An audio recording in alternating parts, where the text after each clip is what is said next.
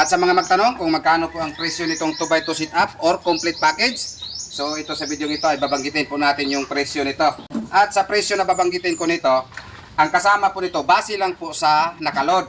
Dahil iba po ang presyo sa ibang brand, iba po ang presyo sa ibang watts. So sa presyo na babanggitin ko dito, base lang po sa nakaload at base lang po sa mga power amp at kung ano pong makikita niyo dito sa ating video.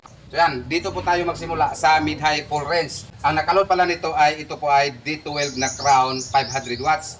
At ito namang high, ito po ay BCS 450 na Broadway po ang brand. At ito namang nakaload sa ating sub, ito po ay Live Pro 15 at 1K. At dito na po tayo sa mga power amp. Ito kasama na po ito sa presyo na babanggitin natin. Itong Gram Slam na 1.5, ito po ang magdala sa sub. At ito namang GS1000, ito po ang magdala sa mid at high. Kasama na po itong KC203 na crossover, pati na po itong power switch controller. Kasama na po itong ampli cabinet. So yan, mayroong drawer. Kasama na po lahat yung mga cord at itong speaker wire. Ang haba po nito ay tag 10 meters bawat isa. Bali, 4 lang po to.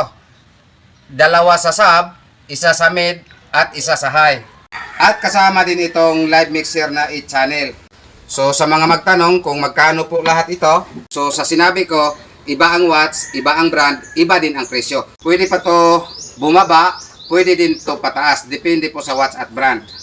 Nang dahil po ay marami pong nagtanong kung magkano po itong complete package na 2x2 sit-up, so ito po ay nagkahalaga ng 80,000 plus complete package. Itong sit-up na to mga brad, hindi ko lang sasabihin na sobrang malakas to, pero si Mr. Customer na po mismo ang nagsabi nung time na naka-full sound test na po siya sa kanilang probinsya.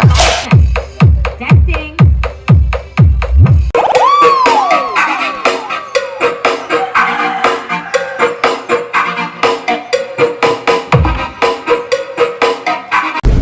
At sa hindi pa nakaalam kung ano po ang nakaload nito, ito po ang nakaload sa kaniyang mid, ito po ay Live Tsunami 6K 600 watts.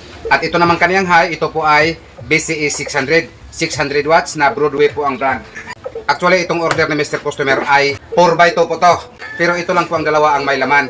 Dahil yung iba, mayroon na po siyang speaker sa kanila. So sa hindi pa po ito namin isip sa inyo, ay isa sound test po ito namin.